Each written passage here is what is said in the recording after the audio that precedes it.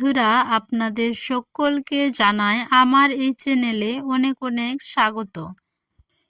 হিন্দু সংস্কৃতির একটি প্রাচীন রীতি হল শ্বেত শঙ্খের ব্যবহার। শুদ্ধ ও সংস্কৃতির প্রতীক হিসাবে এই শঙ্খ আমরা ব্যবহার করে থাকি। পুজোর কাজে সবসময় আমরা শঙ্খ বাজিয়ে থাকি। এটি সেই প্রাচীনকাল থেকেই আমরা মেনে চলে আসছি। হিন্দু শাস্ত্র মতে কোনো কাজের আগে এরকম শঙ্খ বাজালে সেই কাজে নাকি সফলতা মেলে। শঙ্খের ধ্বনি এতটাই গভীরভাবে প্রভাব ফেলে যে আপনার মাথা থেকে সকল খারাপ চিন্তাভাবনা বেরিয়ে যাবে। আপনার পরিবারকে এই সকল খারাপ জিনিস থেকে দূরে রাখতে পারবে। শুধুমাত্র তাই নয়, এই শঙ্খধ্বনি খুবই শুভ এবং পবিত্র বলে আমরা মেনে থাকি। এই শঙ্খধ্বনির ফলে যেমন শুভ শক্তির আগমন ঘটে, ঠিক তেমনি সকল অশুভ শক্তিরও বিনাশ ঘটে। এই কারণেই বলা হয়ে থাকে প্রতিদিন বাড়িতে শঙ্খ বাজান। কিন্তু আপনারা কি জানেন যে এই শঙ্খকে যেমন তেমনভাবে বা যেভাবে ইচ্ছা খুশি বাড়িতে রাখা যায় না? হ্যাঁ বন্ধুরা, এই শঙ্খ আমাদের যতটা শুভ, তার ভুল রাখার কারণেও তা আমাদের ততটাই অশুভ হতে পারে। এই শঙ্খ রাখার জন্য অনেক কিছু নিয়ম আপনাদেরকে মানতে হবে। যে পদ্ধতিতে রাখলে শুভ হয় সেই সব কথা আমি বলতে চলেছি, বা যে নিয়মগুলি আপনাকে মেনে চলতে হবে বাড়িতে যদি শঙ্খ রাখেন তাহলে। এই নিয়ম মেনে না রাখলে দেবদেবীদের আশীর্বাদ কৃপা কিন্তু আপনি নাও পেতে পারেন। বন্ধুরা, শঙ্খের উপকারিতা শুধুমাত্র শাস্ত্র মতেই নয়, সায়েন্টিফিক্যালি বা বিজ্ঞানী মতেও কিন্তু শঙ্খের অনেক উপকারী বা গুণাগুণতা রয়েছে। তবে একটা বিষয় খেয়াল করে দেখবেন, শঙ্খ মূলত দুই প্রকার হয়। একটা হচ্ছে জলশঙ্খ, আর একটা হচ্ছে বামা শঙ্খ। দেখবেন একরকম শঙ্খ রয়েছে যেটা আমরা ঘরে রাখি, বাজিয়ে থাকি পুজোর উদ্দেশ্যে, সেটা। আরেক রকমের শঙ্খ থাকে যেটা হলো যে শঙ্খকে আমরা দুধ গঙ্গা জল দিয়ে পুজো করে থাকি, এবং সচরাচর মানুষেরা এই শঙ্খটাকে বলে থাকে জলশঙ্খ। দুটি শঙ্খকে আপনারা একসঙ্গে কখনোই রাখবেন না। এই বিষয়টি কিন্তু আপনারা খুব খেয়াল রাখবেন যে দুটি শঙ্খ ছোঁয়াছুঁয়ি যেমন কখনো না থাকে।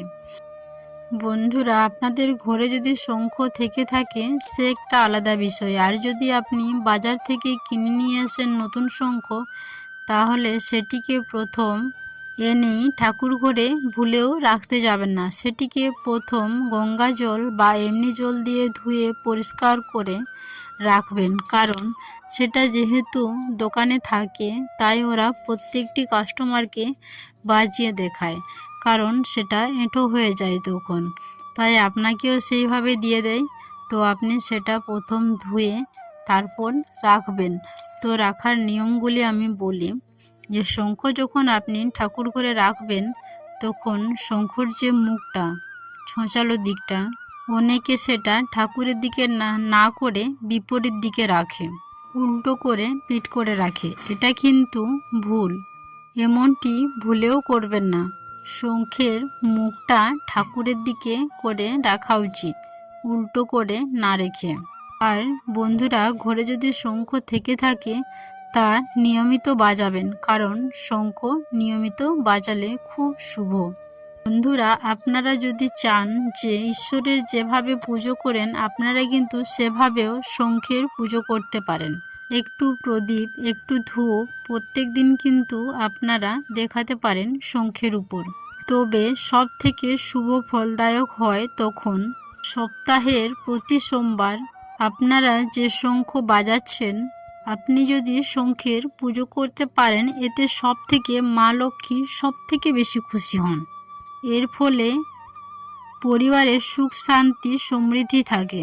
যদি আপনি শঙ্খকে সঠিক ব্যবহার করতে পারেন তাহলে মা লক্ষ্মী খুবই প্রসন্ন হন।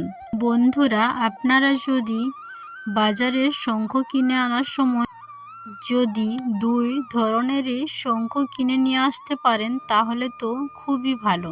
বন্ধুরা, এটা আমি আগেও বলেছি, এখনও বলছি, দুটি শঙ্খ নিয়ে আসবেন, কিন্তু এক জায়গায় ভুলেও দুটি শঙ্খ রাখবেন না, দুটোকে আলাদা আলাদা করে রাখবেন। আমরা যে শঙ্খটি বাজাই সেটি যদি আমরা একটি হলুদ কাপড়ের উপরে রাখি তাহলে খুবই শুভ হয়। আর যে শঙ্খটি আমরা পুজোর কাজে ব্যবহার করি, যে শঙ্খটি আমরা বাজাই না, সে শঙ্খটি রাখবেন সাদা কাপড়ের উপর। বন্ধুরা, আপনি যদি এই কাজগুলি করতে পারেন তাহলে দেখবেন আপনার বাড়ি থেকে সমস্ত নেগেটিভ শক্তি দূর হয়ে যাবে। হিন্দু শাস্ত্র অনুযায়ী ভগবান শিবের সামনে বা শিবলিঙ্গের উপরে কখনো শঙ্খ রাখা উচিত নয়। বন্ধুরা, একটি কথা সবসময় খেয়াল রাখবেন, শিবলিঙ্গে বা শিব ঠাকুরের মূর্তিতে কখনোই যেন এই শঙ্খের জল ছিটকে যেন কখনোই না লাগে। এই জিনিসটি খুব ভালোভাবে খেয়াল রাখবেন।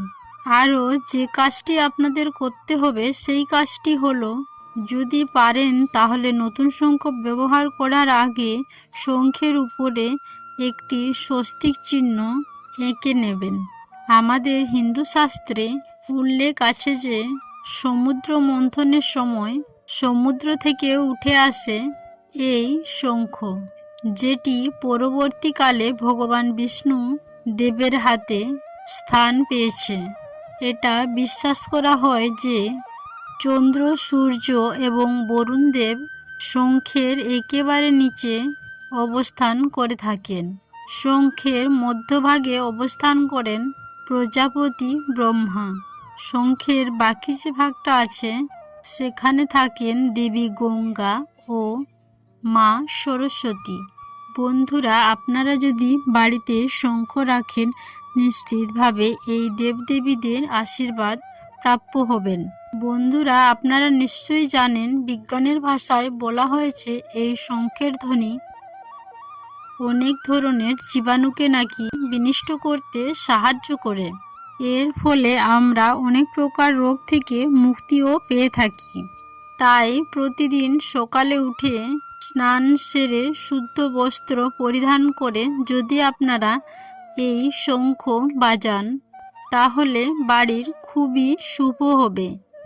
তো আজকের ভিডিওটি এই পর্যন্তই রইল। বন্ধুরা, সবাই ভালো থাকবেন, সুস্থ থাকবেন এই কামনা করে আজকের ভিডিওটি আমি এখানেই শেষ করলাম। নমস্কার ও ধন্যবাদ। ঈশ্বর আপনাদের মঙ্গল করুক।